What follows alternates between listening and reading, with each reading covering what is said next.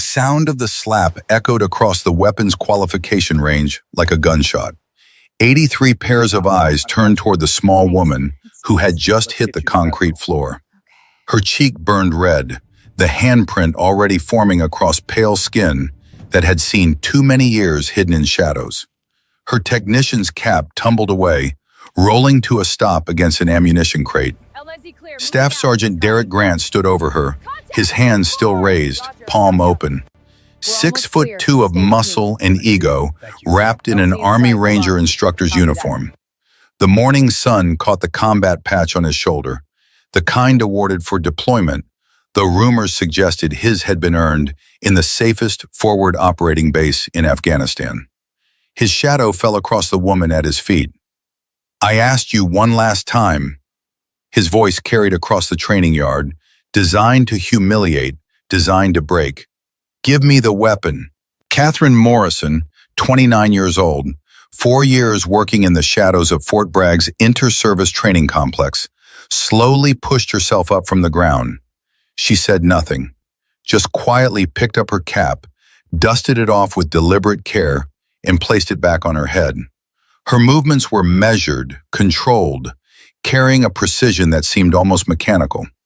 4 years of being invisible, 4 years of silence, 4 years of choosing peace over the violence that lived in her bones, like an old friend waiting to be remembered. "Can't even talk back?" Derek laughed, turning to the crowd of Rangers watching the scene unfold. "See this? This is why women don't belong here. Can't even inspect a rifle properly." Laughter rippled through the training yard. Not the full-throated kind, but the nervous laughter of young men desperate to belong, desperate to prove themselves by joining in the humiliation of someone smaller, weaker, someone who couldn't fight back. Catherine remained silent, but something in her stance made Master Sergeant Victor Kane, standing in the far corner, pause mid-step. He narrowed his gaze, studying the way she stood. Shoulders open, center of gravity low, hands relaxed at her sides, but ready. That posture spoke of training most people would never receive. Victor was 62 years old, his lined face marked by 38 years of service and secrets. Desert Storm, 1991, SEAL liaison officer. He'd extracted operators from places that didn't exist on official maps. He recognized what trained warriors look like when they tried to blend into ordinary spaces. And this woman, this supposedly ordinary maintenance technician, stood like someone who had learned to be still in ways that most people never would. The kind of stillness that came from understanding violence so deeply that you didn't need to announce it. Colonel James Hartwell emerged from the command building, conducting his routine inspection. He stopped when he saw the scene before him. At 64, his features revealed nothing, but his eyes, those gray eyes that had witnessed missions the world would never know about, locked onto Catherine with an intensity that spoke of recognition. "What's going on here?" His voice cut through the morning air with the authority of a man who'd commanded soldiers in places that didn't exist on official maps. Derek spun around, his face still flushed with anger and something darker. "Sir, this technician is refusing to release weapons to my unit. She's delaying our entire training schedule." Hartwell looked at Catherine, then at the M4 carbine in her hands. For just a moment, something flickered across his expression. Knowledge, understanding, but it vanished as quickly as it appeared, replaced by the neutral mask of a commanding officer dealing with a routine matter. "Handle it, Staff Sergeant." Derek grinned, the expression predatory. "Yes, sir." As Hartwell walked away, his pace was measured, but he glanced back at Catherine for a fraction of a second longer than necessary. He'd been watching her for 4 years, protecting her cover, redirecting inquiries, ensuring that her file remained locked behind clearances that would stop casual curiosity dead in its tracks. But something had changed this morning. He could feel it in the air, like the static before a lightning strike. Catherine returned to her workstation without a word. Her movements remained measured and deliberate as she continued inspecting the rack of M4 carbines awaiting distribution. Her fingers moved across each weapon with a precision that seemed almost supernatural, checking chambers, testing trigger assemblies, examining firing pins under the harsh fluorescent lights of the armory alcove. Each inspection took exactly 47 seconds. Not 46, not 48, exactly 47. 8 seconds for the chamber. Visual, tactile, and olfactory assessment. Checking for carbon buildup, stress fractures, improper cleaning solvents. 12 seconds for the bolt carrier group. Extractor claw wear, gas key security, metal fatigue indicators. 15 seconds for the trigger assembly, measuring creep with her fingertip, testing for overtravel, ensuring sear engagement stayed within spec. A trigger breaking at 4.5 pounds instead of 4 could mean the difference between a controlled shot and negligent discharge. 7 seconds for the magazine well, feed lip geometry, cartridge presentation angle, deformation checks. 5 seconds for function check, charging handle, bolt lock, magazine release. This wasn't maintenance, this was love. The kind of attention to detail that only came from understanding that every weapon she touched might be the only thing standing between a soldier and death when the moment came. Sergeant Riley Chen materialized at the adjacent supply station, her red hair catching the morning light. She'd been watching the confrontation with growing concern, her hands gripping a clipboard like it might anchor her to something solid. Riley had been in the Army long enough to recognize a difference between someone who was beaten and someone who was choosing not to fight. She'd seen it before in soldiers who'd come back from places they couldn't talk about, doing jobs they'd never acknowledge. The way they moved, the way they watched, the way they calculated angles and exits, even while standing still. She approached Catherine as the confrontation temporarily dispersed, the crowd moving toward the shooting lanes for the morning's first qualification round. "Hey, you okay?" Catherine looked up. For just a moment, something human flickered behind her guarded expression. Recognition of kindness in a place that had offered precious little. "I'm fine, Sergeant Chen." "Riley, we've been over this." She leaned against the workbench, keeping her voice low, creating a bubble of privacy in the public space. "You should report him. That was assault, clear as day." "He's got connections." Catherine resumed her inspection of the weapon rack, her movements never faltering. "Friends in high places. I've seen his type before. They always have protection." Riley studied her colleague's profile, noting the faint scar that traced along her jawline. The kind of scar that didn't come from kitchen accidents or automotive mishaps. The kind that came from violence, survived and healed. She noted the calluses on Catherine's hands, too thick for someone who just cleaned weapons. The way she constantly scanned the environment even while working, tracking movement, assessing threats, maintaining awareness. "Where'd you serve?" The question hung in the air, loaded with implications. Catherine was quiet for a beat too long. "I'm just a technician. Started 4 years ago. Nothing special." But Riley had been a supply NCO for 12 years. She knew how to read people, how to spot the things they tried to hide.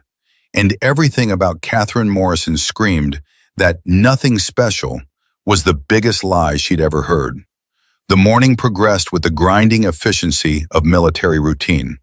Trainees cycled through the qualification lanes in groups of 8, their rifle reports creating a staccato rhythm that echoed off the concrete barriers. Derek prowled the firing line like a predator, his voice a constant bark of criticism and condescension, finding fault, demanding perfection, using his authority like a blunt instrument. Catherine worked in the background, invisible to most, essential to all. She cleared jammed weapons, replaced worn components, ensured that every trainee who stepped up to the line had a functioning rifle in their hands. Her movements were efficient, almost choreographed, each motion flowing into the next with a precision that seemed unconscious. The product of repetition burned so deep it had become instinct. Corporal Tyler Brooks stood at lane 7, his hands trembling so badly that the M4 shook in his grip. Sweat beaded on his forehead despite the morning's relative cool, and his breathing came in short, sharp gasps that had nothing to do with physical exertion. 20 years old and already carrying ghosts. His expression held the distant stare of someone who'd seen things that didn't fit in the neat boxes the civilian world demanded. Catherine noticed. Of course she noticed. She set down the rifle she was cleaning and made her way to his station. Her approach was so quiet that he didn't hear her until she spoke. "Square your shoulders." Tyler flinched, nearly dropping his weapon. His finger went dangerously close to the trigger, muscle memory from some other place, some other time trying to take over. "Easy." Her voice was low, meant only for him. Gentle, without being condescending. "Keep your finger indexed along the receiver. Good. Now take a breath. Hold it. Let half out." His breathing steadied almost against his will. The trembling in his hands decreased by measurable degrees. "The target isn't the enemy." She adjusted his elbow position with a gentle touch, the kind of correction that came from understanding, not judgment. "It's just a piece of paper. Paper can't hurt you."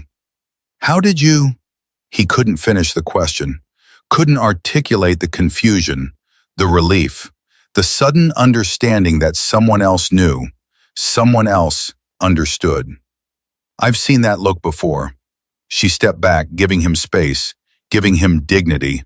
"You're not alone, Corporal, and it doesn't make you weak."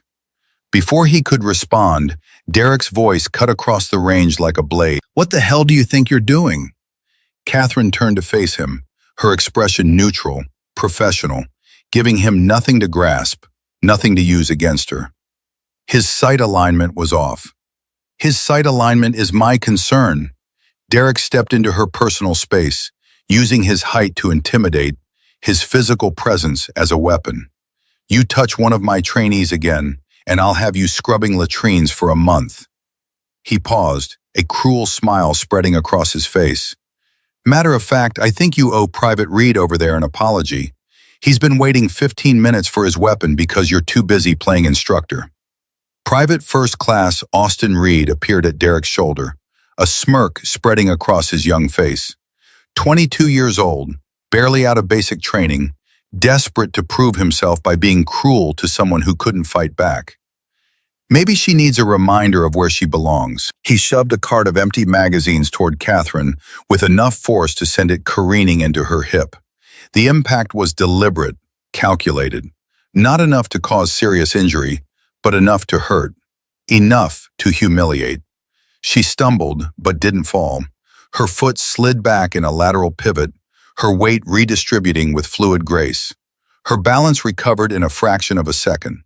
The movement was so smooth, it seemed almost rehearsed, almost like something drilled into muscle memory through countless repetitions. Victor Kane saw it from 30 yards away. His coffee cup stopped halfway to his lips. That wasn't a stumble recovery. That was a trained response. Lateral pivot, weight redistribution, balance regained before conscious thought could process the threat. He'd seen that exact movement in one place.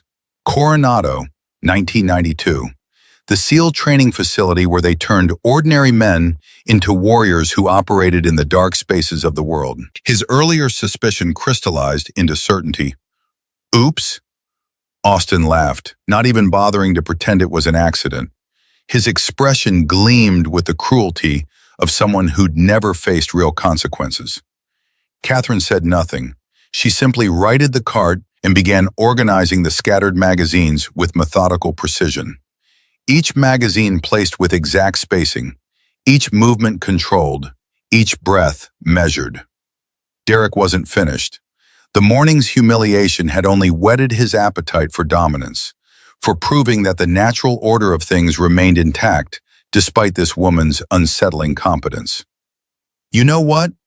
His voice carried across the training yard, pitched to be heard by the growing crowd. "I think we need to settle something here.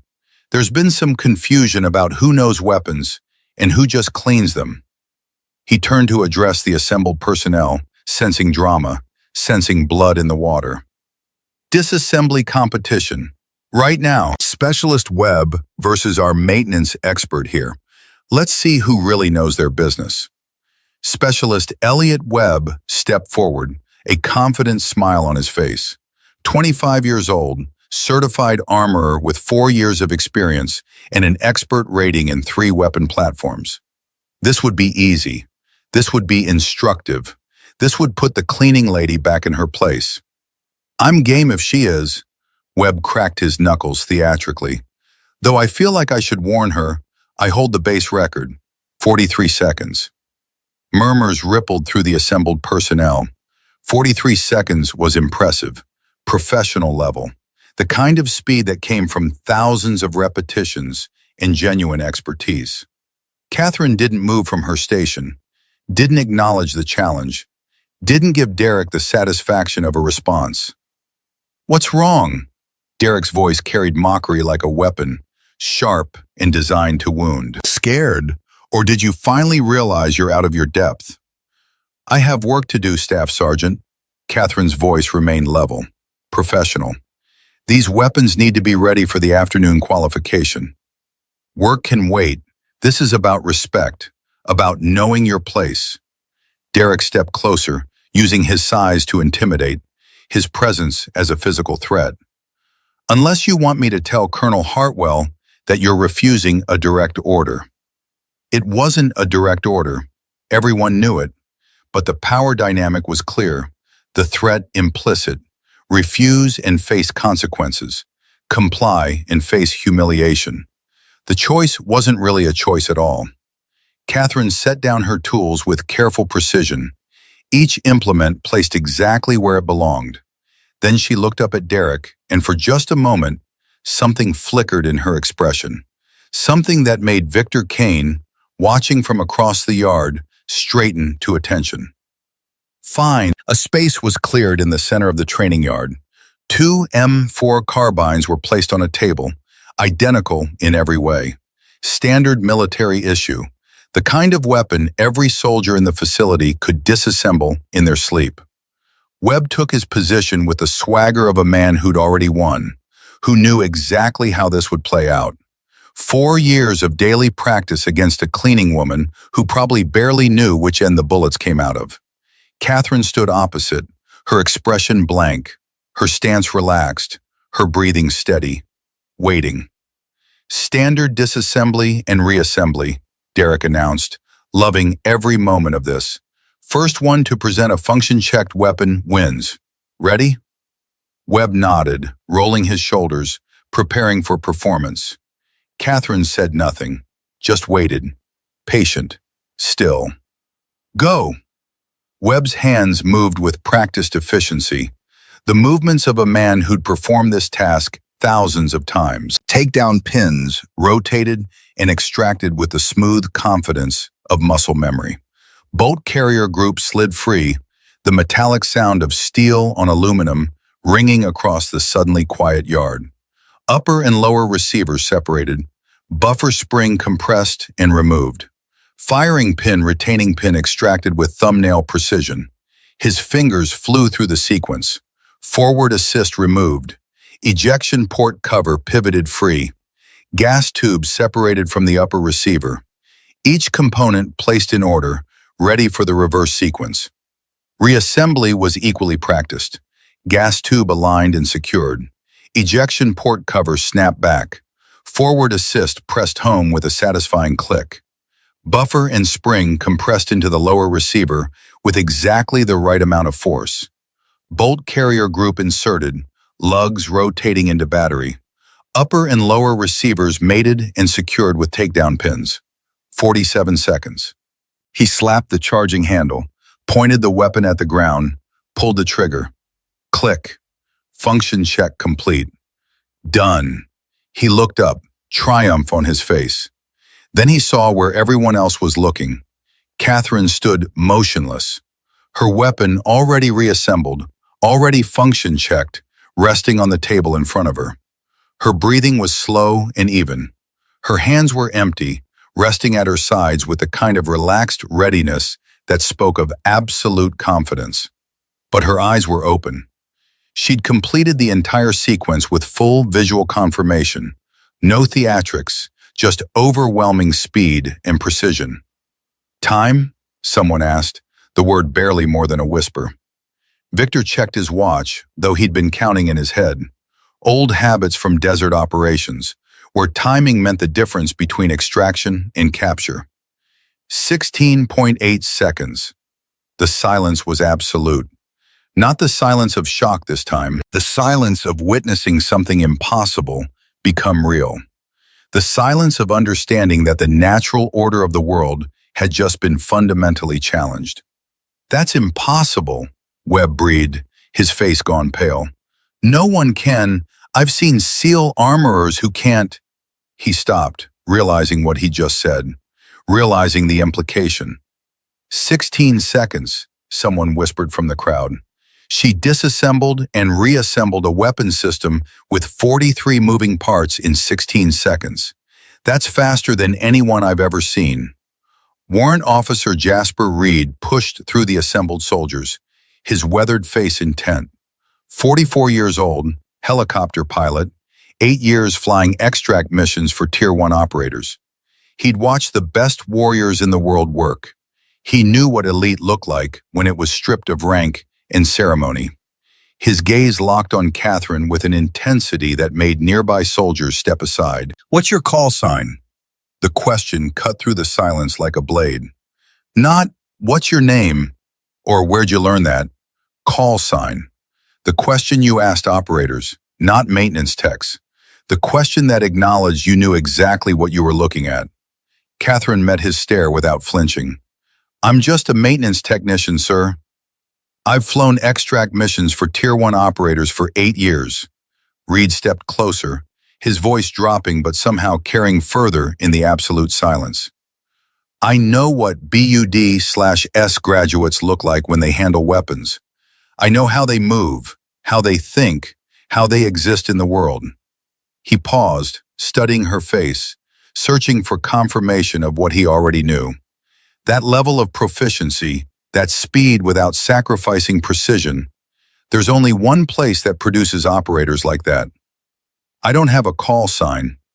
The lie was smooth, practiced, utterly unconvincing to anyone who knew what to look for. Victor pulled Command Sergeant Major Elijah Grant aside, speaking in urgent whispers that carried more weight than shouting ever could. That disassembly time, that level of proficiency, 16 seconds with 0 errors. Victor's voice was tight with certainty. There's only one place that produces operators like that. Grant finished the thought. You think she's a SEAL? I think she's something. Victor looked across the yard to where Colonel Hartwell stood watching, his face betraying nothing. And I think whatever it is, it's classified above our pay grade. He knows. Victor's voice was flat with certainty. Look at him. Hartwell knows exactly who she is, has known for 4 years. That's why her file is locked. That's why she's been invisible. Then why isn't he saying anything? That, Grant said slowly, is the interesting question. Derek wasn't finished. The humiliation of watching a cleaning lady outperform his hand-picked armorer demanded retribution, demanded some way to restore the natural order of things, to prove that this was a fluke, an anomaly, something that could be explained away and forgotten. He snatched an M9 Beretta from the nearest rack, ejected the magazine with unnecessary force, cleared the chamber with the violent efficiency of someone trying to reassert dominance through aggressive action. Anybody can play with parts when you've memorized the movements. Let's see if you can actually shoot. He thrust the weapon toward Catherine, his expression savage with the need to reassert dominance. Firing range, 50 yards, standard qualification course. Staff Sergeant, Captain Hugo Brennan began, the training officer finally sensing that this had gone too far, that lines were being crossed that couldn't be uncrossed, that what started as harassment had evolved into something that could end careers. What? She's already proved she thinks she's better than everyone. Let's give her a chance to prove it. Derek's smile was cruel, predatory. Unless she wants to admit she's just a parts monkey who got lucky. Catherine looked at the Beretta in his outstretched hand. For a long moment she didn't move, didn't speak, just stood there weighing something that only she could see, calculating odds and outcomes in ways that the crowd couldn't understand.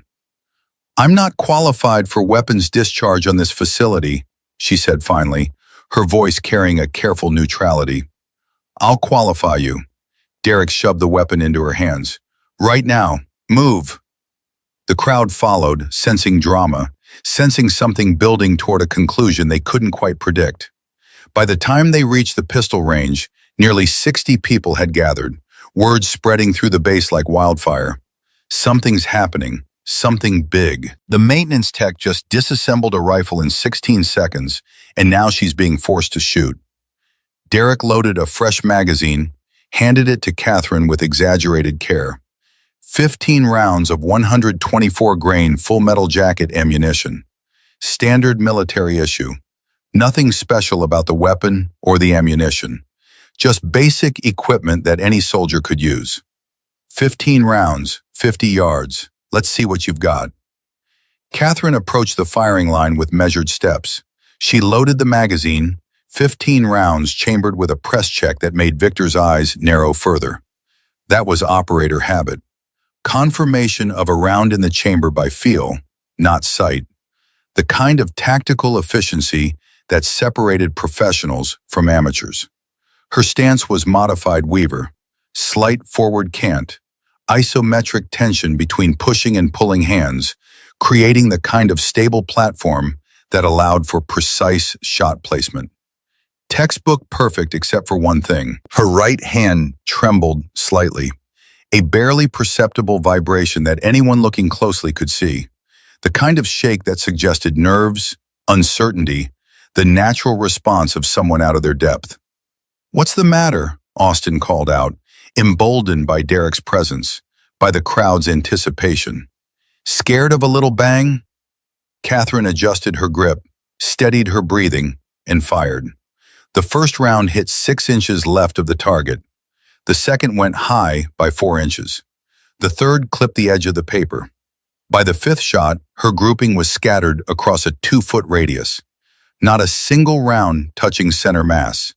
Complete failure by any standard of marksmanship. Laughter erupted from the crowd, relieved laughter. The natural order restored. The cleaning lady put back in her place. The universe made sense again. "This is priceless," Webb crowed, his earlier humiliation forgotten in the joy of someone else's failure. "Fastest disassembly I've ever seen, and she can't hit the broadside of a building." "Technician accuracy," Derek smirked, satisfaction radiating from him like heat. "All theory, no practice. Maybe stick to what you know, sweetheart. Should have stayed in the kitchen where you belong." Austin was practically dancing with glee. But Victor Kane wasn't laughing. His gaze had moved past the 50-yard target to the 100-yard marker at the far end of the range. His coffee cup slipped from nerveless fingers, hitting the ground with a dull thud that went unnoticed in the general mockery.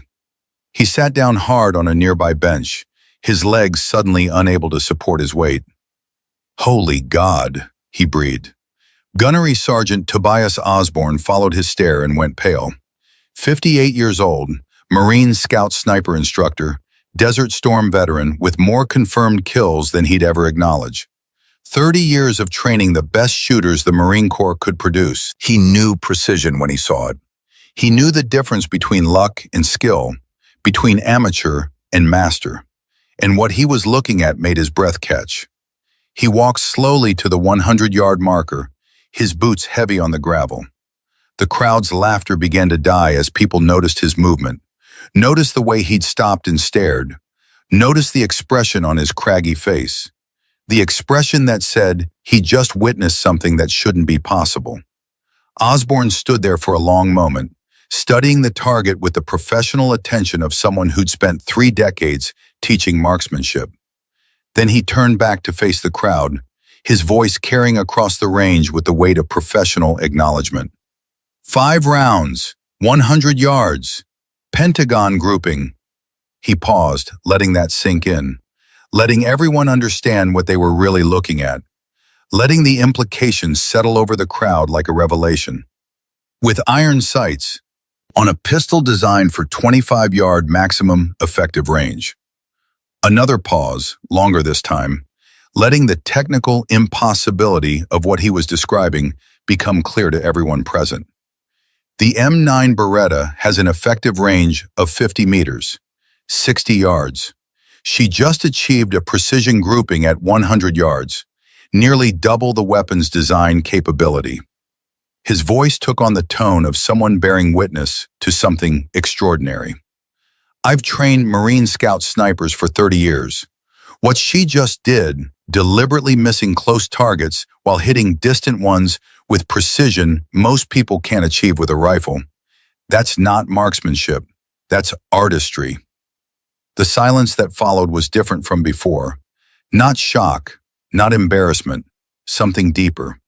The silence of watching reality reorganize itself, of understanding that everything you thought you knew was wrong.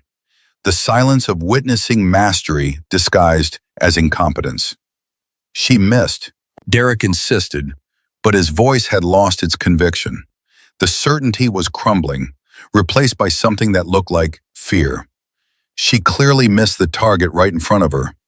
She hit exactly what she was aiming at. Victor stepped forward, positioning himself between Derek and Catherine. His 62 years of experience suddenly carrying an authority that rank alone couldn't convey. The question is why she bothered to make it look like she missed it first. Catherine ejected the magazine, cleared the chamber with the practiced efficiency of someone who'd performed the action 10,000 times, set the weapon down on the bench with careful precision. Her face revealed nothing. No pride, no satisfaction, no emotion at all. I'm done here. She turned to walk back to her station. I have work to do. Hold on.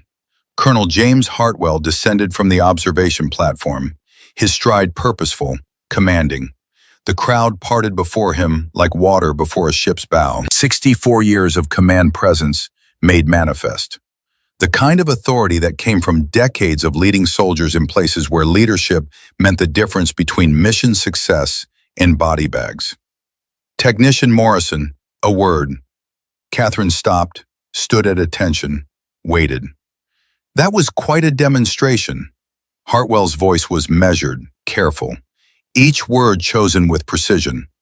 Where did you learn to shoot like that? Practice, sir. Lots of practice. Practice. Hartwell let the word hang in the air, testing its weight, finding it insufficient. He turned to where Francis Webb, the civilian contractor working on base IT systems, worked at a laptop nearby. Webb, any progress on that file? The contractor looked up, his expression troubled, more than troubled, disturbed. The kind of look that came from encountering security protocols that shouldn't exist. Sir, I've hit a wall. Her file isn't just locked, it's flagged. Any deeper access attempts trigger an automatic notification to... He trailed off, swallowing hard. Sir, I'm not even authorized to know who gets notified. I've never seen security protocols like this, not even for special operations personnel. Hartwell nodded slowly, as if confirming something he'd already suspected. As if pieces of a puzzle he'd been working on for 4 years had finally clicked into place. Very well. Carry on, technician. As Catherine walked away, Hartwell caught Victor's attention and gave an almost imperceptible nod. A silent communication between men who'd spent lifetimes learning to speak without words. Men who understood that some truths were too dangerous to speak aloud. Something was happening here. Something that went far beyond a simple personality conflict. Something that had been building for 4 years, waiting for exactly the right moment to emerge.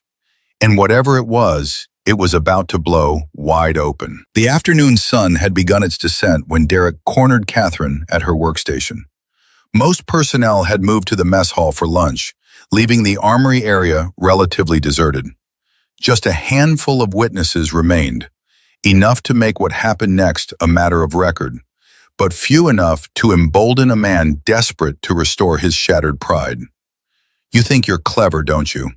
His voice was low, venomous, the quiet fury of someone who'd lost everything and needed someone to blame, making me look bad in front of everyone. Catherine didn't look up from her work. Her hands continued their methodical inspection of firing pins, each movement precise and controlled. I was just defending myself, Staff Sergeant. You were showing off, playing games. He leaned closer, close enough that she could smell the coffee on his breath, the sweat of exertion and fear. But here's the thing about games. I always win. I'm not playing any games. Then what are you playing at? His hand shot out, grabbing the front of her uniform, bunching the fabric in his fist. Who are you really? Where did you learn to shoot like that? Why is your file locked behind clearances I can't access? Let go of me. Catherine's voice remained level, but something had changed. A hardness entering her tone that hadn't been there before. A warning that most people would have recognized as dangerous. Derek Grant was not most people. He was a man whose ego had been shattered in front of 83 witnesses, whose authority had been undermined by someone he dismissed as beneath him, whose entire identity had been called into question by a cleaning lady with a pistol. Not until you answer my questions. His grip tightened, pulling her slightly off balance. Austin Reed appeared at his shoulder, despite the bruises forming on his face from an earlier scuffle. Despite the humiliation of being pushed aside, he was still loyal to the man who'd given him purpose and direction. Maybe she needs more direct instructions, Sarge. Austin's voice carried a mocking edge, but beneath it lay something darker, something that made the few remaining witnesses shift uncomfortably. Corrective training, private session, after hours. The implication hung in the air like poison. Every witness understood what he meant. The threat of sexual assault barely veiled behind military terminology, the kind of threat that should never be spoken, let alone carried out. Derek's smile was cruel. That's not a bad idea, Private. Maybe a reminder of her place would help her understand the chain of command, help her remember that some people don't belong here. Remove your hand. Catherine's voice dropped to absolute zero. Now. Or what? You'll report me? Derek laughed, but it sounded hollow. To who? Everyone here knows you're nobody. You've got no rank, no authority, no protection. You're just a cleaning lady who got lucky with a rifle. He shoved her backward with enough force to send her stumbling. Her hip caught the edge of the workbench, and for a fraction of a second, she was off balance, vulnerable. Her shirt pulled tight across her shoulder. The aged fabric, stressed beyond its limit by 4 years of daily wear and the violence of the moment, began to give way. And with a sound like tearing paper, the seams split. Time stopped. Because there, exposed on her right shoulder, was a tattoo that every soldier in the United States military would recognize instantly. A golden eagle, wings spread wide in flight, clutching a trident in one talon and a flintlock pistol in the other, surrounded by an anchor, the symbol of naval heritage. The symbol of warriors who operated in darkness, whose missions were never acknowledged, whose very existence was often classified. And below it, in stark black letters that seemed to burn against her skin, Team 6. Beneath that, in smaller script, the only easy day was yesterday. The trident, the symbol of the Navy SEALs. Not just any SEALs, but SEAL Team 6, DEVGRU, the most elite special operations force in the world. The unit that didn't officially exist. The warriors who conducted missions that would never be acknowledged, in places that would never appear on maps, against enemies whose deaths would never be claimed. Austin made a sound like a dying animal, a whimper of recognition and sudden, absolute terror. Victor Kane's hand rose to his forehead in an automatic salute before his conscious mind even registered what he was seeing. Senior Chief. The words came out as a breath, as a prayer, as an acknowledgement of something sacred. Command Sergeant Major Elijah Grant, who had been walking past when the commotion began, stopped dead in his tracks. Color drained from his dark face as realization dawned like a terrible sunrise. My God, Operation Ghost Harbor. The name rippled through the remaining witnesses like an electric current. Operation Ghost Harbor, the classified mission that had been whispered about in intelligence circles for 4 years. The operation that was never officially confirmed, never officially denied. The ghost story that operators told in private when they thought no one else was listening. The mission that had gone catastrophically wrong in ways the public would never know. The mission that had resulted in casualties that would never be officially acknowledged. The mission that had produced heroes whose names would never be spoken. Colonel Hartwell emerged from his office at the sound of Victor's raised voice. He took in the scene with a single glance. Catherine's torn shirt, the exposed tattoo, the stunned faces, and something shifted in his bearing. An authority settled over him like a mantle, transforming him from base commander to something more. Something that spoke of classified briefings and operations that existed only in sealed files. Senior Chief Catherine Morrison, his voice carried across the training yard, commanding attention from every person within earshot. A voice that had ordered men into combat, that had delivered eulogies for fallen warriors, that had carried the weight of command through decades of classified operations. Call sign, Wraith, SEAL Team 6, DEVGRU.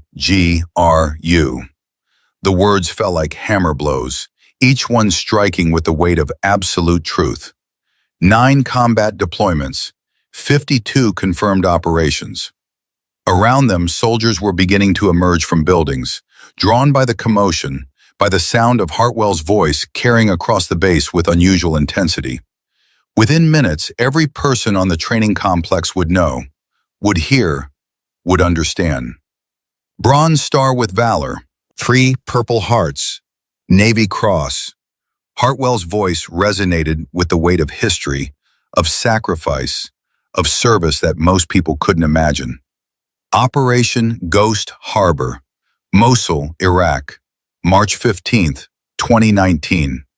The assembled crowd had swollen to over 70 now, more arriving every second, drawn by the magnetic pull of revelation, drawn by the understanding that something extraordinary was happening, that history was being made. She held a defensive position for 13 hours under continuous enemy fire. Collapsed lung, 3 fractured ribs, 2 bullet wounds, eliminated 23 hostile combatants, saved 17 American lives. Corporal Madison Reeves, a female trainee who'd been watching Catherine all morning with fascination, had tears streaming down her face. "I knew it," she whispered, her voice cracking with emotion. "God, I knew she was something special." Corporal Tyler Brooks, the young soldier Catherine had helped that morning, was openly weeping. His hands shook, but not from fear this time, from overwhelming emotion, from the sudden understanding of who had helped him, who had seen his pain and recognized it. "She knew about my PTSD," he managed through tears. "She understood because she lived it, because she's been where I am and made it through." Hartwell continued, his voice cutting through the gathering crowd like a blade through water. "The only reason you haven't heard her name is because everything about that operation is classified above your clearance level, above my clearance level, above the clearance level of anyone on this base." He paused, letting that sink in, letting everyone understand the weight of what they were witnessing. Senior Chief Morrison is what we call a ghost, an asset whose very existence is compartmentalized beyond normal channels. A warrior who operates in the spaces where official records don't exist, where heroism can never be acknowledged, where sacrifice must remain silent. Gunnery Sergeant Tobias Osborne snapped to attention and rendered a parade ground perfect salute. His craggy face carried an expression of profound respect. "Senior Chief," his voice carried across the yard, and one by one, every soldier in sight followed suit. Trainees, instructors, officers, support staff. They rose to their feet and saluted the small woman standing alone by the workbench, her torn shirt exposing the symbol of her silent sacrifice. Captain Hugo Brennan stepped forward, his face gray with shame. The training officer who had dismissed her with a glance now stood at rigid attention, saluting with a precision that suggested desperation. "Senior Chief, I owe you an apology." His voice cracked, the professional veneers shattering. "I failed in my duty as an officer. I prioritized convenience over justice. I allowed harassment to continue unchecked. There is no excuse for my failure." Catherine returned the salute with military precision. Her face still revealed nothing, but Victor thought he saw something flicker across her features. Not satisfaction, not vindication, something softer, something that looked like relief. "There's no need for apologies, Captain," she said quietly, her voice carrying despite its softness. "But there is need for change." Brennan nodded, swallowing hard. "Yes, Senior Chief, there is, and that change starts now." Specialist Elliot Webb had fallen to his knees in the sand, his face cycling through emotions like a traffic light. "I challenged a SEAL to a disassembly competition," he said to no one in particular, his voice hollow with shock. "I challenged a DevGru operator. I am the stupidest person alive." Riley Chen pushed through the crowd, tears streaming down her face. When she reached Catherine, she didn't salute, didn't stand at attention. She just wrapped her arms around the smaller woman and held on. "I knew," Riley whispered, her voice thick with emotion. "God help me. I knew there was something special about you. I just didn't know how special."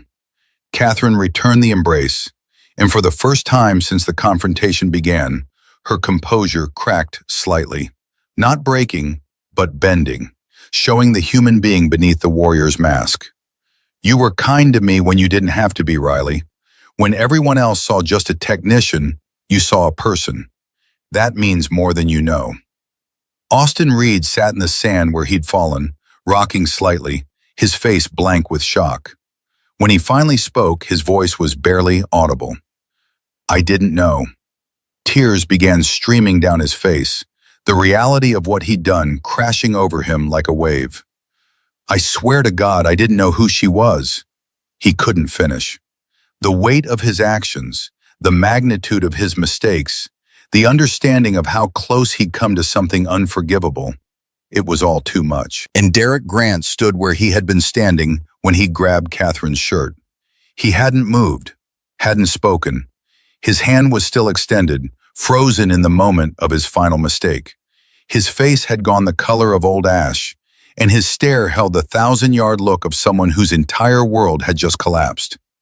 Hartwell approached him slowly, deliberately, each step measured and final. "Staff Sergeant Grant." The colonel's voice was soft, but it carried. Everyone heard, everyone would remember. "You just assaulted a decorated Special Operations veteran, a Bronze Star recipient, a Purple Heart holder 3 times over, a Navy Cross recipient." Derek's mouth moved, but no sound came out. His hand began to tremble. "You questioned her competence, her knowledge, her right to be here." Hartwell stepped closer until he was inches from Derek's face. "You had the audacity, the sheer arrogance, to tell a woman who has eliminated more enemy combatants than you've ever seen in photographs to stay in her lane. You threatened her with sexual assault." A sound escaped Derek's throat. It might have been a whimper. It might have been the last gasp of dying pride. "Consider your career over." Hartwell turned away, the gesture itself a form of dismissal. "MPS, please escort Staff Sergeant Grant to the detention facility pending court-martial proceedings. Charges to include assault, threatening a superior NCO, conduct unbecoming, and conspiracy to commit sexual assault." 2 military police officers materialized from the crowd, their faces carefully neutral as they took positions on either side of the stunned man. Derek's legs seemed to fail him, and the MPS had to support most of his weight as they led him away. His feet dragged in the sand, leaving twin trails behind him like the wake of something sinking. Austin was next. The young soldier was still sitting when the MPs approached, his face streaked with tears, his body shaking with the enormity of understanding. Private First Class Reed, you are under arrest for assault on a senior NCO, conspiracy to commit assault, and threatening a superior officer. I didn't know. The words tumbled out in a panicked rush, desperate and broken. I didn't know who she was. I swear I didn't know. That, Catherine said quietly, her voice cutting through Austin's panic with surgical precision, is precisely the problem. Everyone turned to look at her. The small woman with the torn shirt and the revealed tattoo, and the bearing of someone who'd seen things most people couldn't imagine. You treated me the way you did because you thought I was nobody. She looked at Austin, then at the gathered soldiers, her voice calm, measured but carrying to every corner of the silent yard. Because you thought I was beneath you. She paused, letting the words sink in, letting everyone feel their weight. Your behavior was the problem, and it would have been just as wrong if I actually was just a maintenance technician. If I had no combat experience, no decorations, no SEAL trident. The rank you wear, the job you do, the awards on your chest, none of that determines whether you deserve basic human dignity. The assembled personnel went absolutely still. Some fundamental truth had just been spoken, and everyone present understood its importance in ways they couldn't quite articulate. Respect shouldn't be conditional on someone's rank or status. Catherine's gaze swept across the crowd, meeting eyes, holding them. Every person on this base, every technician, every cook, every clerk, they all volunteered to serve their country. They all swore the same oath. They all deserve dignity and respect. Madison Reeves wiped her face and nodded, standing straighter, understanding something fundamental about service, about respect, about what it meant to wear the uniform. Tyler Brooks straightened his shoulders, his hands steady for the first time all day, understanding that weakness wasn't something to hide, but something to acknowledge and overcome. Riley Chen stood beside Catherine, her chin raised, her posture proud, understanding that kindness wasn't weakness, and that seeing people for who they really were was the most important skill anyone could possess. As the MPS led Austin away, the young man looked back one last time. His face was a mask of grief and understanding, of someone who'd learned the hardest lesson of his life and would carry it forever. The training yard slowly emptied as personnel returned to their duties, their worldviews fundamentally altered. Conversations would happen in barracks that night. Questions would be asked. Stories would be shared, and everyone who'd witnessed what happened would carry it with them as a reminder that the people we dismiss, the ones we overlook, the ones we think don't matter, they might be the most important people of all. Catherine returned to her workstation as the sun continued its descent toward the horizon. The weapons still needed maintenance. The trainees still needed equipment. Her job, whatever name it carried in the personnel database, hadn't changed. But everything else had. The torn shirt hung awkwardly on her shoulder, the tattoo still visible to anyone who looked. She made no effort to cover it. The secret was out. The ghost had been revealed. 4 years of invisibility ended by a single moment of violence from a man who couldn't accept being wrong. And as the day faded into evening, as the base settled into its nighttime routine, Victor Kane found her there, still working, still methodical, still the same person she'd been that morning, except now everyone knew what he'd suspected all along. Senior Chief. He stood at a respectful distance, his lined face carrying an expression of profound respect. Permission to speak freely. Granted, Master Sergeant. I served as SEAL liaison during Desert Storm, Coronado, 91 and 92. I thought I'd seen everything they could do, every level of excellence they could achieve. He paused, choosing his words carefully. What you did today, you weren't fighting them, you were teaching them. Every move you made was designed to control without injuring, to dominate without destroying. That's not combat technique, that's philosophy made manifest. Catherine set down the rifle she'd been inspecting, meeting his gaze across the fading light. They weren't enemies, Master Sergeant. They were just fools. And fools deserve education, not elimination. Victor smiled, the expression transforming his lined face into something almost paternal. Your father would be proud. Something flickered across Catherine's expression. Pain, memory, loss, all compressed into a single moment of vulnerability. You knew my father? Brigadier General Thomas Morrison, Cold War Operations, classified missions in Eastern Europe, 85 to 87. He taught me that real warriors don't just win battles, they win hearts and minds. They serve something bigger than themselves. Catherine's hands had stopped moving, her attention completely focused on the older man before her. He died when I was 7. Classified mission. They never told us where or how, just that he was a hero. He was. Victor stepped closer, his voice dropping to something private, something meant only for her. And so are you. What you did today, showing restraint when you could have destroyed them, teaching when you could have punished, that's the legacy he left you. That's what makes you more than just an operator. They stood together in the gathering darkness, 2 warriors separated by decades, but united by understanding. By the knowledge that real strength wasn't about what you could do to others, but what you chose not to do. Colonel Hartwell is going to offer you an instructor position, Victor said finally. When he does, take it. These kids need to see what you represent. They need teachers who've been through the fire and chosen to serve anyway. I'll think about it, Master Sergeant. That's all I ask. As Victor walked away, Catherine pulled out something from her pocket. A challenge coin that Colonel Hartwell had given her earlier before everything changed.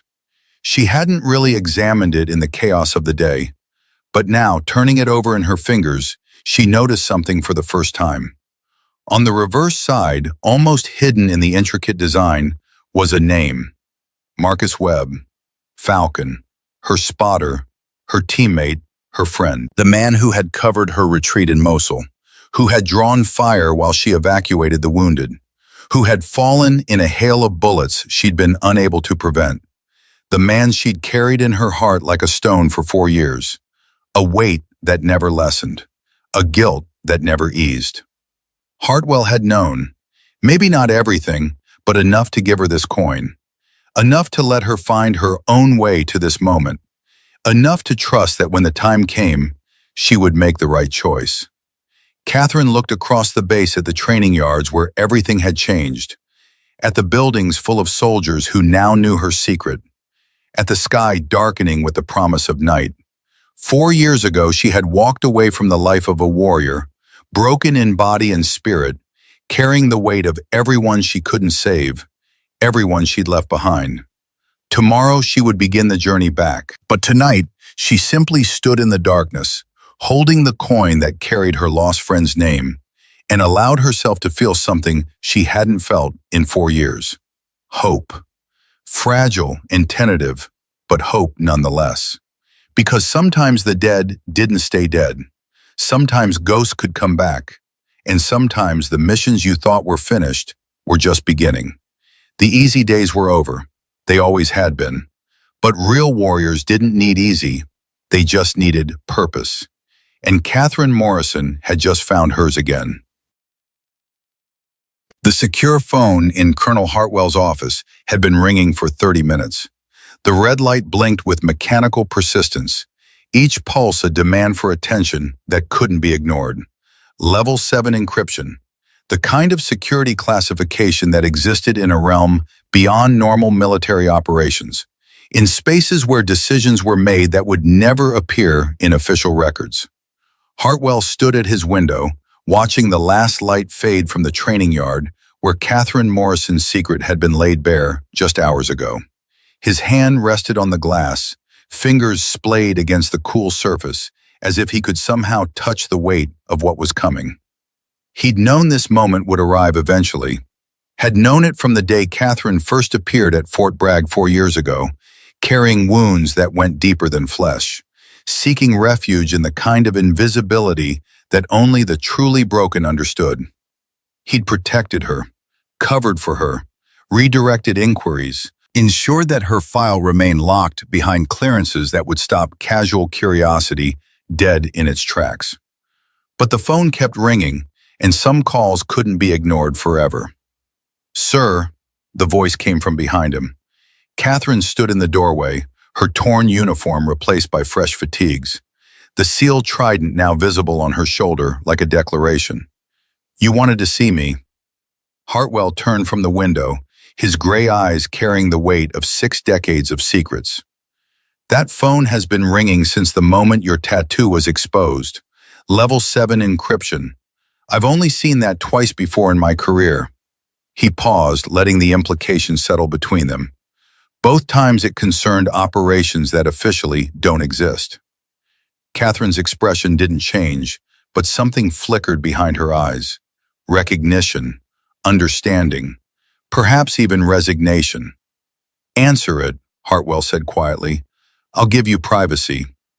"Sir, whatever this is about," Senior Chief. His voice carried the gentle firmness of a man who'd given orders in places where hesitation meant death. "I suspect I already know what this is, and I suspect you need to hear it alone."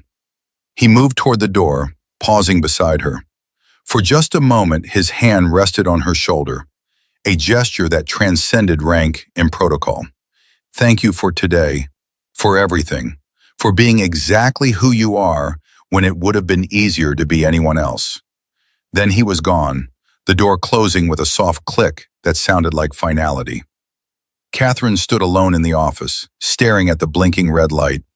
4 years. 4 years of peace, fragile and temporary, but peace nonetheless. 4 years of being nobody, of cleaning weapons and maintaining equipment and existing in spaces where the past couldn't find her. The light blinked, insistent, demanding. She picked up the receiver. "This is Morrison." The voice that answered was female, heavily modulated to the point of being mechanical. But something in the cadence was familiar, something that triggered memories she tried to bury. "Wraith, welcome back." 3 words, simple, direct, but they carried the weight of recognition, of shared history, of operations that existed only in sealed files and the nightmares of those who'd survived them. "Who is this?" "A friend, an old colleague. It doesn't matter." A pause, carefully calculated. "We've been watching your progress, the Wounded Warrior program, the maintenance work, the incident today." Catherine's grip tightened on the receiver. "You've been surveilling me?" "We've been protecting you. There's a difference. Ensuring that the people who wanted you dead didn't find you." "I don't. We have a mission, Wraith, one that requires your specific skill set, your particular history, your unique connection to an asset we've been tracking for 4 years. The words hung in the air between them, heavy with implication. 4 years, the same amount of time Catherine had been hiding at Fort Bragg. The same amount of time she'd been carrying a weight she couldn't name.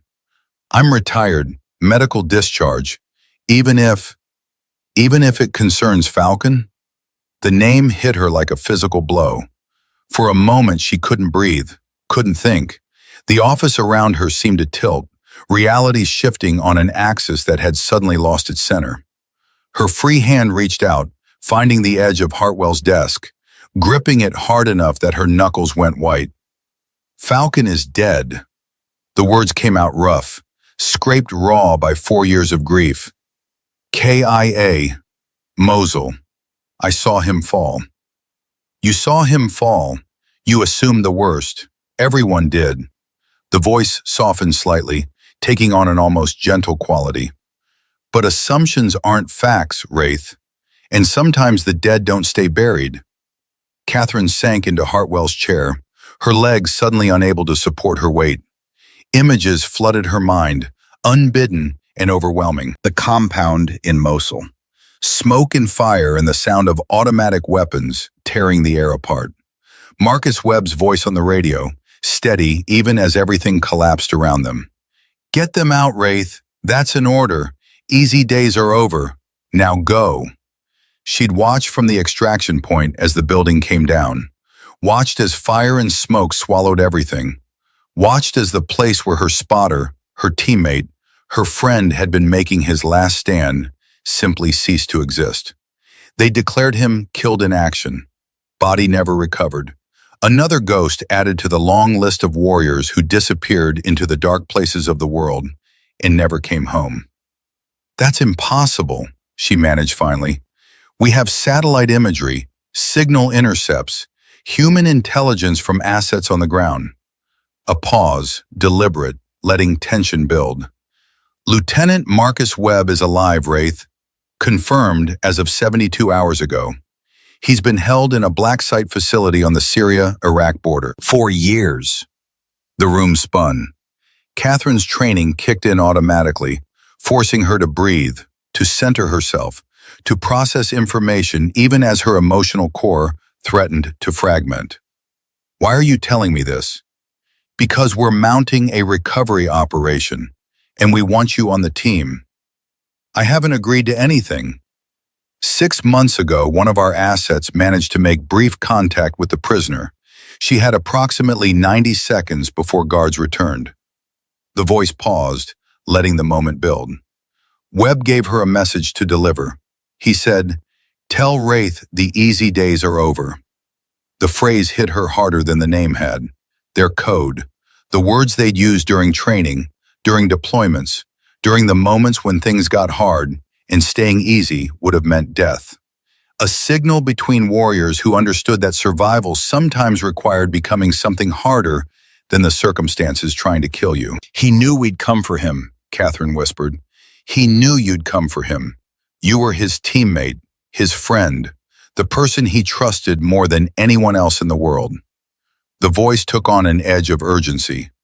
He's been holding on to hope for 4 years because he believed in you. Catherine closed her eyes, fighting back tears that threatened to overwhelm her professional composure. 4 years of guilt. 4 years of carrying his death like a stone in her chest. 4 years of wondering if she could have done something different, made some other choice, found some way to bring him home. And now this. The possibility of redemption wrapped in mystery and delivered by a voice she didn't recognize, but somehow knew, was telling the truth. You could hear truth in certain silences, the spaces between words where lies couldn't hide. Brief me. Her voice was steady now, clear with purpose. I want to know everything. Welcome back, Wraith. Briefing is at 0500 tomorrow. Secure facility, off base. Transportation will pick you up at 0430. Understood. And Wraith, this operation doesn't exist. If something goes wrong, there's no cavalry coming. No extraction. No acknowledgement that we were ever there. Black Ops. Catherine had run enough of them to know the drill. Plausible deniability. Need-to-know basis. Expendable assets pursuing objectives that couldn't be officially sanctioned. When has it ever been any different? The line went dead. Catherine sat in the darkness of Hartwell's office, the phone still pressed to her ear, her mind a battlefield of warring emotions. Hope and fear. Purpose and doubt. The past she'd tried to escape, and the future rushing toward her like a freight train. Through the window, she could see the training yard where her secret had been exposed. Somewhere down there, Riley was probably starting her evening shift. Madison was probably reviewing the day's training. Tyler was probably fighting his demons with the courage of a soldier who refused to surrender. And Derek Grant was probably sitting in a cell, contemplating the ruins of his career, understanding perhaps, for the first time, that the woman he'd tried to break had been stronger than him all along. But Catherine's thoughts were elsewhere, on a man she thought dead, on a promise she thought broken, on a mission that would either bring him home or ensure she joined him in whatever dark place he'd been held for 4 years. She pulled out the challenge coin Hartwell had given her. In the dim light from the window, she could just make out the name engraved on the reverse side. Marcus Webb, Falcon. Hartwell had known. Maybe not everything, but enough. Enough to give her this coin months ago. Enough to prepare her for this moment, even if she hadn't understood what was coming. A knock at the door pulled her from her thoughts. "Come in." Victor Kane entered, carrying 2 cups of coffee, steam rising in the cool evening air. "Figured you might need this." He set 1 cup on the desk, settling into the chair across from her with the comfortable ease of a man who'd earned the right to be informal with superior ranks. "How did you know I was here?" 62 years of learning to read situations. Victor took a sip of his coffee, his gray eyes studying her face. "And the fact that Colonel Hartwell just told me you'd be leaving soon, asked me to check in on you." Catherine wrapped her hands around the coffee cup, feeling the warmth seep into her palms. Grounding. Real. "They found him, Victor. They found Falcon." "I know. Hartwell told me that much." He leaned forward, his voice dropping to something private. "I also know you're going after him, and I know that look in your eyes. I've seen it before in operators preparing for missions they might not come back from. He's alive. He's been waiting for 4 years. I can't. I'm not here to talk you out of it." Victor set down his cup with deliberate care. "I'm here to tell you something you need to hear before you go." He reached into his pocket and pulled out a tactical compass. Worn. The kind that had seen decades of use and carried the weight of history in every scratch and dent. Desert Storm, 1991. I was 33 years old, attached to SEAL teams for reconnaissance operations. We got pinned down outside Basra, surrounded on 3 sides. Communications shot to hell. He turned the compass over in his weathered hands. "This compass got me through. Every time I thought we were lost, every time I was sure we'd never make it out, I'd check this bearing, and it never failed." He pressed it into Catherine's hand, closing her fingers around it. "It's guided me through 100 missions, Senior Chief. Brought me home every single time. Now I'm passing it to you." Catherine looked down at the compass, seeing the inscription etched into the back. "Always find your way home. Desert Storm, 91. "Victor, I can't." "Yes, you can, and you will." His voice carried the absolute certainty of a man who'd seen too much to doubt his own judgment. "Bring it back. Bring yourself back. These kids need to see what you represent. They need teachers who've been through the fire and chosen to serve anyway." "What if I can't save him?" Victor was quiet for a long moment, his lined face thoughtful in the dim light. "I worked with your father, Brigadier General Thomas Morrison. Cold War operations, Eastern Europe, mid-80s. Classified missions that officially never happened." Catherine's breath caught. "You knew my father?" "I did. He was one of the finest officers I ever served with. Brilliant tactician, fearless leader." Victor leaned back, his gaze distant with memory.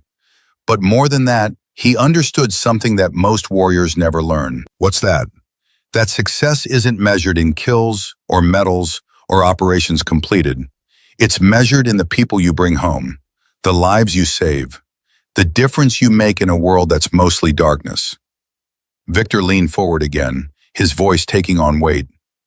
"Your father died on a classified mission in 1987. You were 7 years old. What they didn't tell you, what they couldn't tell you because it was sealed, is that he died covering the retreat of 8 operators. He could have extracted. He had the window, but he stayed behind to make sure everyone else got out." Tears streamed down Catherine's face now, silent and unstoppable.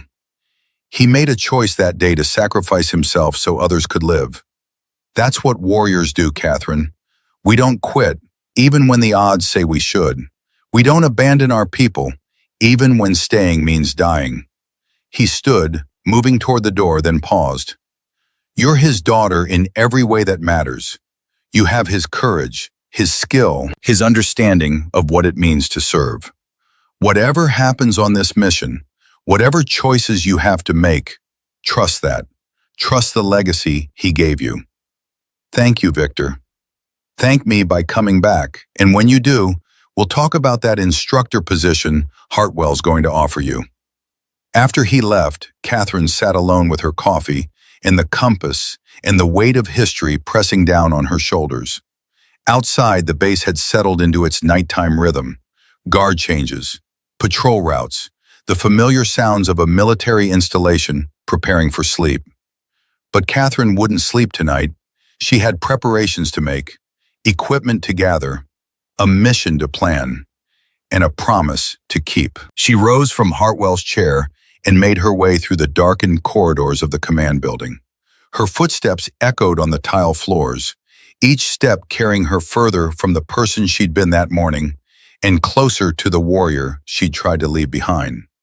Her quarters were small, Spartan, chosen specifically for their anonymity. A bunk, a locker, a small bathroom with water pressure that felt like luxury after 4 years of base housing.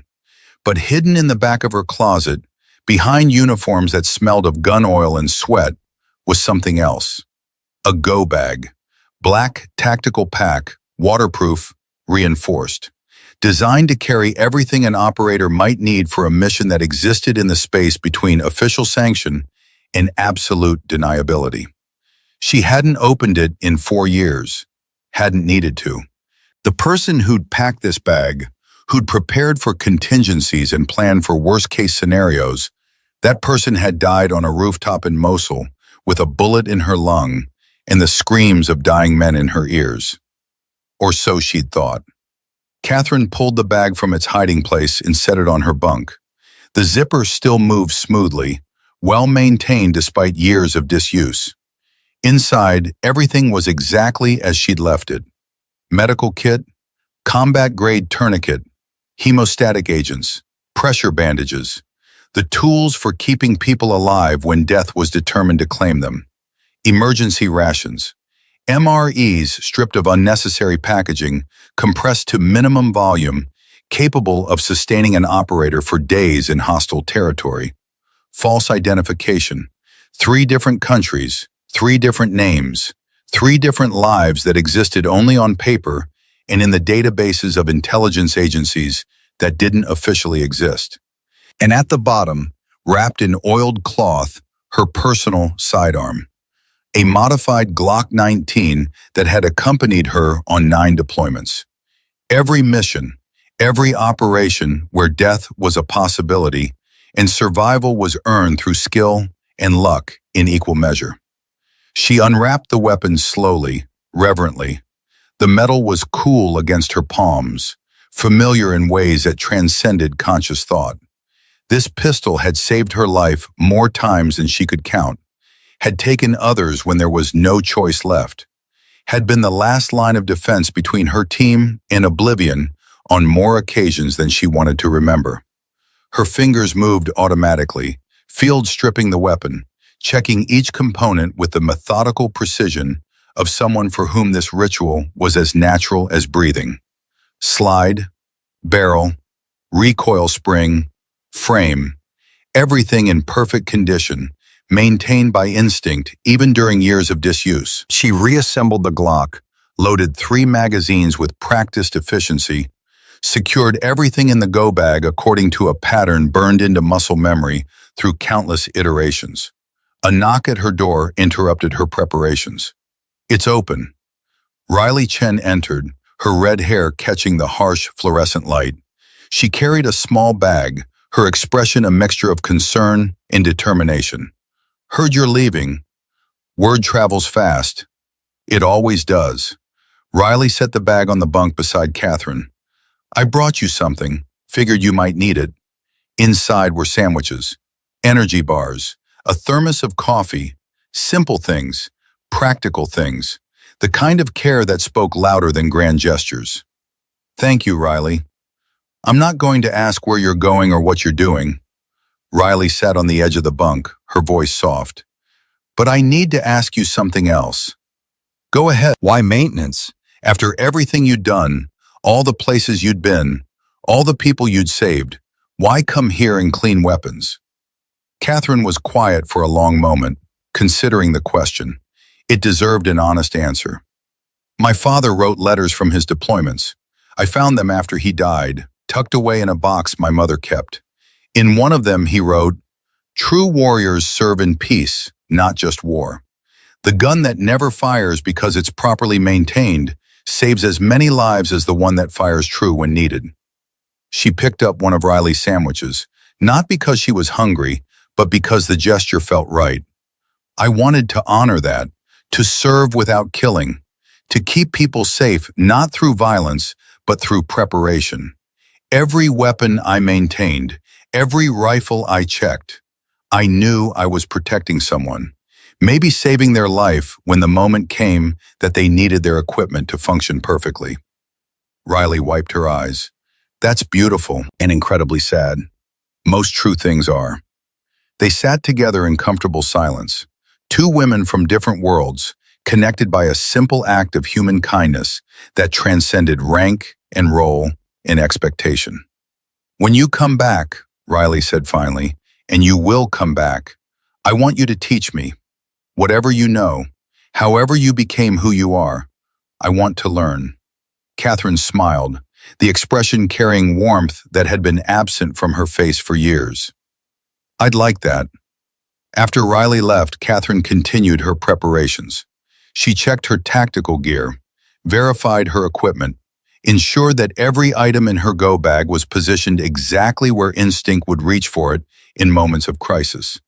But her mind was elsewhere, on a compound in hostile territory, on a man who'd been waiting 4 years for rescue, on a mission that would either end in redemption or add one more ghost to the collection she already carried. At 0200, she made her way to the base chapel, small, non-denominational, designed to serve the spiritual needs of soldiers from every faith and background. It was empty at this hour, just rows of pews and an altar lit by a single candle. Catherine knelt in the front row, not because she was particularly religious, but because some rituals transcended belief, because warriors throughout history had sought solace in quiet places before walking into darkness, because prayer, whether to God or fate or the universe itself, was a way of acknowledging that some things were beyond human control. "I don't know if you're listening," she whispered to the empty space. "I don't know if my father is somewhere listening either. But if you are, if he is, I need you to know something." Her hands gripped the pew in front of her, knuckles white with tension. "I left Falcon behind once. I watched him fall and I couldn't save him. That failure has lived in my chest like a tumor for 4 years. It's colored everything, shaped every choice, defined who I became after Mosul." Tears fell freely now, splashing onto the worn wood. "Tomorrow I get a chance to make it right, to bring him home, to prove that leaving him wasn't the end, just a pause, a detour on a road that always led back to this moment." She wiped her face, steadied her breathing. "If I don't make it back, I want someone to know that I tried, that I didn't give up, that I honored the legacy my father left me by choosing service over safety, by picking people over self-preservation." The candle flickered, a draft, nothing more. But in that moment, it felt like acknowledgement, like something beyond herself was bearing witness to the vow she was making. She stood, feeling something settle in her chest. Not peace exactly, but acceptance. The understanding that whatever came next, she would face it with the full measure of her training, her experience, her will. At 0400, she made one final stop. The armory where her secret had been revealed, where everything had changed. The space was empty now, weapons secured for the night, workstations cleaned and organized for the next day's operations. She approached the maintenance bench where she'd spent 4 years of her life, ran her fingers across the surface, feeling the familiar texture of metal and oil and purpose. This place had been her sanctuary, her hiding spot, the space where she could serve without the weight of command decisions, where she could protect without the burden of leadership. But that chapter was closing. Whatever happened in the next 72 hours, she wouldn't be coming back to this bench as the person who'd left it. Either she'd return as Senior Chief Catherine Morrison, instructor and mentor, helping build the next generation of warriors, or she wouldn't return at all. In the corner, on a shelf she'd claimed as her own, sat a rifle. Not military issue, not part of the regular inventory. This was Marcus Webb's personal weapon, the one he'd carried on training exercises, the one she'd maintained religiously for 4 years as a memorial to a man she'd thought lost. She'd cleaned it weekly, checked every component, kept it in perfect condition, as if someday he might walk through the door and need it again. Now that seemed less like ritual and more like prophecy. Catherine picked up the rifle, feeling its familiar weight. She field-stripped it one last time, checking each part with the loving attention of someone preparing a sacred object. Then she reassembled it, loaded a magazine, and secured it in a carrying case. When Falcon came home, he'd come home to a weapon that had been waiting for him, that had been maintained with the kind of care that spoke louder than words, that proved someone had never stopped believing. At 04:15, Corporal Tyler Brooks found her there. The young soldier who'd been trembling on the firing line that morning, who'd been drowning in PTSD until Catherine had thrown him a lifeline disguised as shooting instruction. Senior Chief. He stood in the doorway, uncertain, his hands steadier than they'd been 12 hours ago, but still showing the faint tremor of someone fighting invisible demons. I heard you were leaving. Just for a little while, Corporal. I wanted to thank you, for today, for seeing me when everyone else just saw a problem. Catherine set down the rifle case and turned to face him fully, giving him the respect of her complete attention. You're not a problem, Tyler. You're a warrior dealing with wounds that most people never see. That doesn't make you weak. It makes you human. My father had the same tremors when he came back from Iraq. Second deployment, 2007. He never talked about it, never got help, just drank until the shaking stopped. Tyler's voice cracked. He killed himself when I was 16. I've been terrified I'd end up the same way. Your father did the best he could with what he knew, but you have something he didn't. What? People who understand, who've been where you are, who can help you find a path through the darkness. She moved closer, her voice dropping to something gentle. The trembling isn't weakness. It's your body remembering how to survive. The nightmares aren't failure. They're your mind processing trauma so you can move forward. All of it is proof that you're still fighting. And as long as you're fighting, you haven't lost. Tyler wiped his eyes. How do you cope? After everything you've seen, everything you've done, how do you keep going? I serve, even when I'm scared, even when it hurts, even when every instinct says to hide. Because the people I serve, the ones I protect, they're worth it. She placed a hand on his shoulder. You are worth it, Tyler. Your life matters. Your service matters. And when I get back, we're going to work together to make sure you have the tools you need to keep fighting. Not against enemies, but for yourself, for your future, for the person you're meant to become. Yes, Senior Chief. Thank you. After he left, Catherine stood alone in the armory one last time, memorizing the space, honoring what it had meant to her. Then she picked up Falcon's rifle case and her go bag and walked out into the pre-dawn darkness. A black SUV with tinted windows was waiting at the designated pickup point. The rear door opened from inside, a silent invitation. Catherine climbed in without hesitation, the door closing behind her with a solid thunk of armored plating. The vehicle accelerated into the night. Inside, 2 men occupied the front seats. Both wore civilian clothes, but their bearing marked them as operators. The way they sat, the way they scanned the environment even while driving, the way they existed in constant readiness. Neither introduced themselves. Neither seemed inclined to small talk. Catherine was fine with that. She had enough to think about without adding forced conversation to the mix. The drive took 40 minutes, winding through back roads and secure checkpoints until they reached an unremarkable building on the outskirts of Fort Bragg. Chain-link fence, concrete walls, a single guard station manned by soldiers who checked credentials with unusual thoroughness. Inside, the building transformed into something else entirely. State-of-the-art communications equipment lined the walls.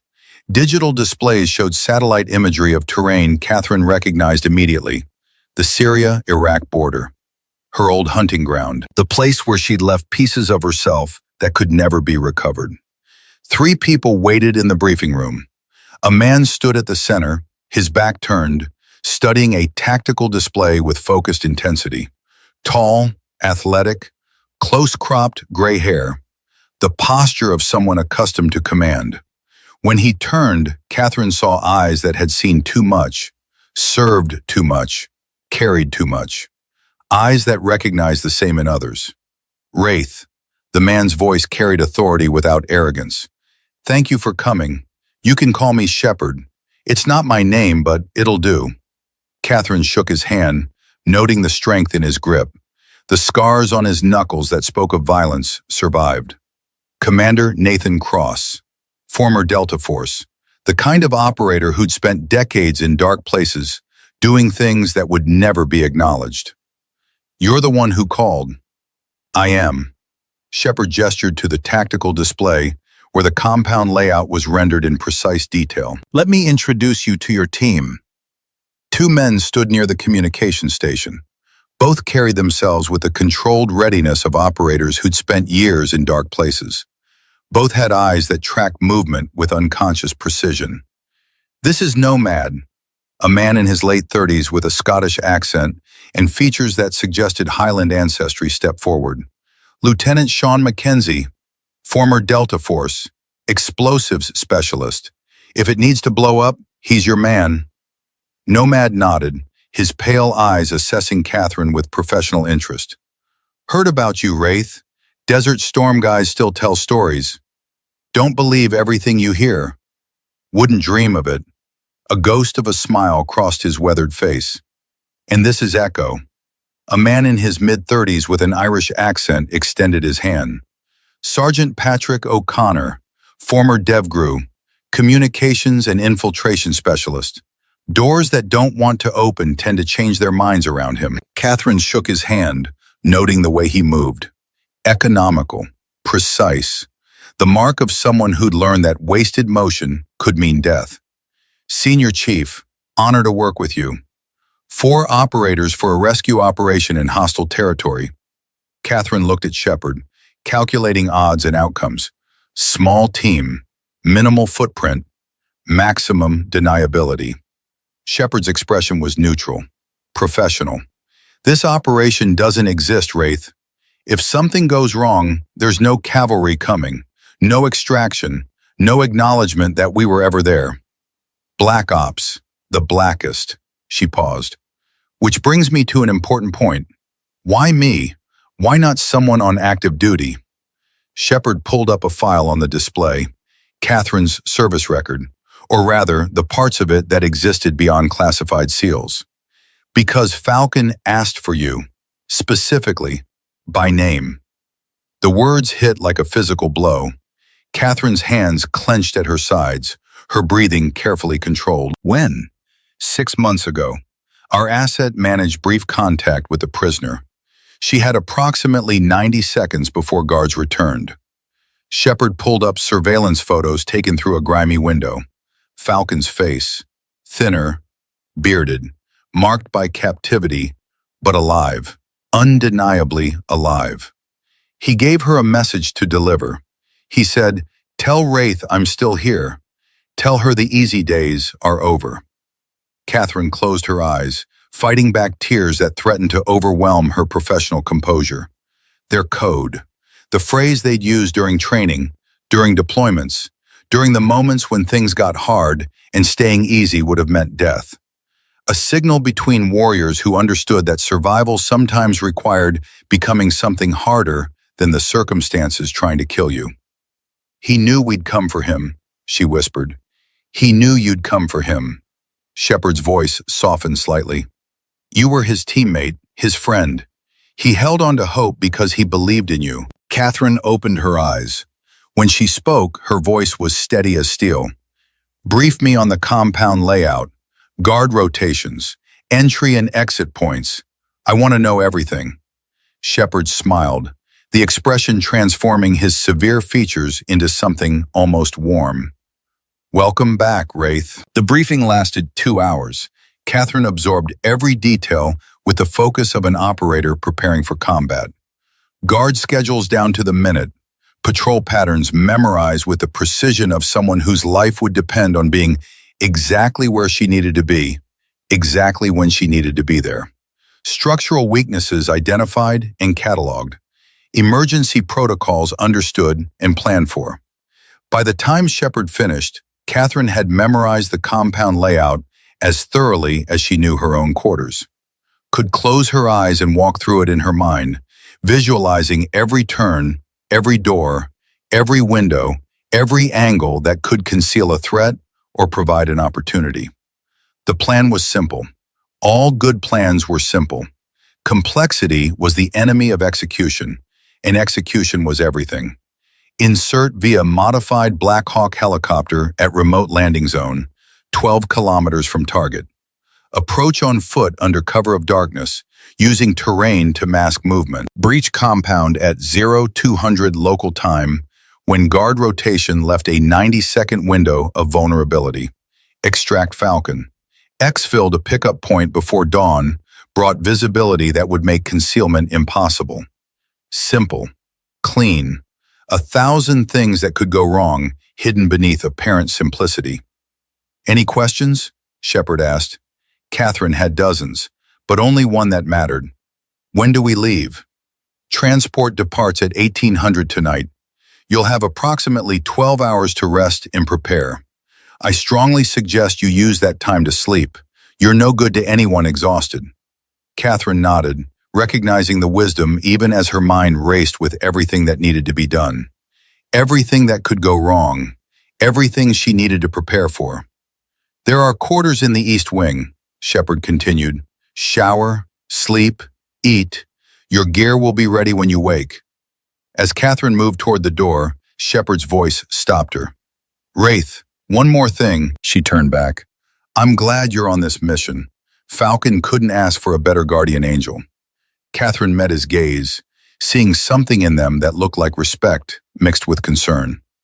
I failed him once. I won't fail him again. The quarters were sparse, functional, military efficiency stripped of comfort or personality. A bunk, a locker, a small bathroom with water pressure that felt like luxury after years of base housing. Catherine showered, washing away the residue of her old life, preparing herself mentally for what came next. The water was hot, almost too hot, but she welcomed the slight sting. It kept her grounded, kept her present, kept her from getting lost in the memories of Mosul that threatened to overwhelm her. When she emerged, she found her tactical gear laid out on the bunk. Black fatigues, body armor, load-bearing vest with ammunition, medical supplies, communications equipment. Each item examined, verified, secured with methodical precision. Her modified Glock went into its holster, riding on her thigh where muscle memory would find it without conscious thought. Extra magazines distributed according to a pattern she developed over 9 deployments, balanced for weight and accessibility. Combat knives secured at her back, angled for a cross-draw that would clear the sheath in under half a second. She should sleep. Shepard was right about that. Fatigue killed operators as surely as bullets, and she needed to be sharp for what was coming. But sleep felt impossible. Her mind was too active, too full of plans and contingencies and memories that wouldn't stop replaying. So instead, she sat on the edge of the bunk and pulled out the things that mattered. Victor's compass from Desert Storm, Hartwell's challenge coin with Falcon's name engraved on it, a photo from 2019, before Mosul, showing her team smiling in the harsh light of an Afghan sun. Falcon was there in the photo, young and strong and alive, his arm around her shoulders in the casual way of people who trusted each other with their lives. She traced his face with her finger, memorizing features she'd thought lost forever. "I'm coming, brother," she whispered to the image. "Hold on just a little longer." At 1700 hours, there was a knock at her door. "Come in." Colonel James Hartwell entered, carrying a small wooden box, the kind used for presenting military decorations. "Senior Chief, may I have a moment?" "Of course, sir." Hartwell sat in the room's single chair, the box resting on his knees. For a long moment, he said nothing, just studied her face with eyes that had witnessed too many farewells. "I didn't authorize this operation," he said finally. "Chain of command is unclear. The people running this show, they don't answer to me." "I know, sir." "Your file access triggered something. Multiple agencies pinged. Security protocols I've never seen activated." He paused. "I don't know who's really behind this mission. I don't know if I can trust them. But you trust me." "I do, which is why I'm giving you this." He opened the box. Inside was a challenge coin, but different from the one he'd given her before. This one was older, worn, carrying the weight of history. "This belonged to your father, Brigadier General Thomas Morrison. He gave it to me the night before his last mission in 1987. Said if anything happened to him, I should give it to his daughter when she was old enough to understand what it meant." Catherine's breath caught. She took the coin with trembling hands, seeing her father's name engraved on one side and a simple inscription on the other. "Service before self." "He knew," she whispered. "He knew the mission was dangerous, knew the odds weren't good, but he went anyway because that's what warriors do. We serve even when it costs us everything." Hartwell stood, his hand resting briefly on her shoulder. "Come back, Catherine. These kids need you. The Army needs you. And I need to see that my old friend's daughter inherited more than his courage. That she inherited his wisdom about when to fight and when to walk away." "I'll come back, sir. I promise." "Good, because I have an instructor position waiting for you when you do." After he left, Catherine held both challenge coins, feeling the weight of legacy pressing down on her shoulders. Her father's sacrifice in service of others. Hartwell's faith in her ability to honor that sacrifice. Victor's compass pointing toward home. All of it converging on this moment, this mission, this chance to prove that leaving people behind wasn't failure, just a pause on a road that always led back to redemption. At 17:45, she made her way to the helicopter pad.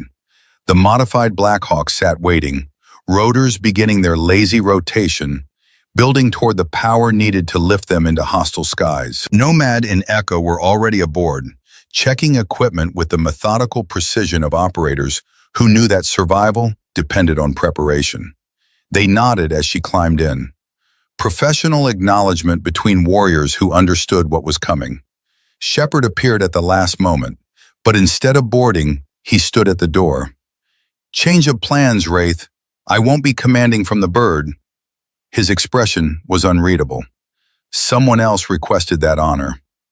A figure emerged from the operations building, female, silver hair visible under her flight helmet, moving with the confident stride of someone who'd spent decades in command. Brigadier General Diana Webb, Falcon's mother. She climbed into the pilot's seat without a word, her hands moving across controls with practiced ease. Catherine felt something shift in her chest. This wasn't just a rescue operation.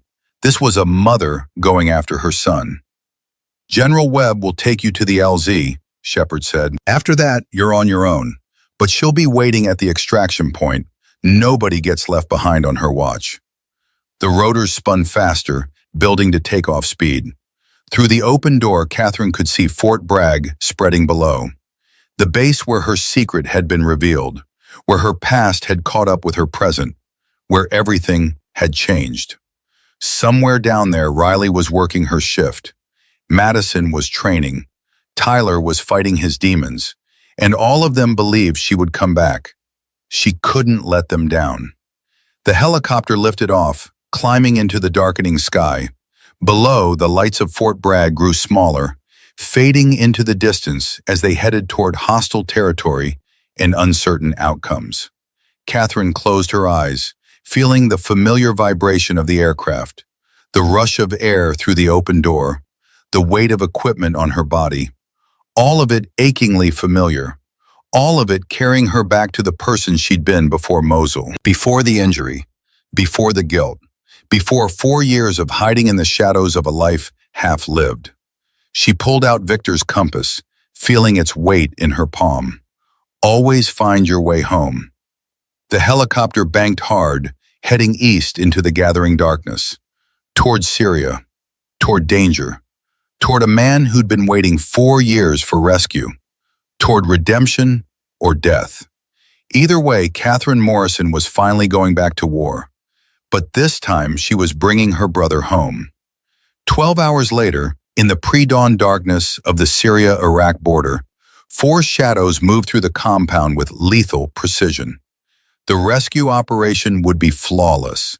Every guard eliminated silently, every door breached without alarm, every second of the 90-second window used with maximum efficiency. And when Catherine Morrison finally found Marcus Webb in a cell that stank of despair and defiance, when she cut his restraints and whispered, "Easy days are over, Falcon. Time to come home," his first words would be exactly what she'd carried in her heart for 4 years. "Took you long enough, Wraith." They would make it to the extraction point with 30 seconds to spare. Diana Webb would fly them out under a hail of gunfire that shattered the Black Hawk's windscreen, but never touched her hands on the controls. And as Fort Bragg appeared on the horizon in the light of a new day, Catherine would look at the man she thought lost forever, scarred but unbroken, changed but still whole, and understand something her father had known all along. Warriors don't measure success in medals or missions. They measure it in the people they bring home. The compass had guided her through the darkness, and finally, she'd found her way back.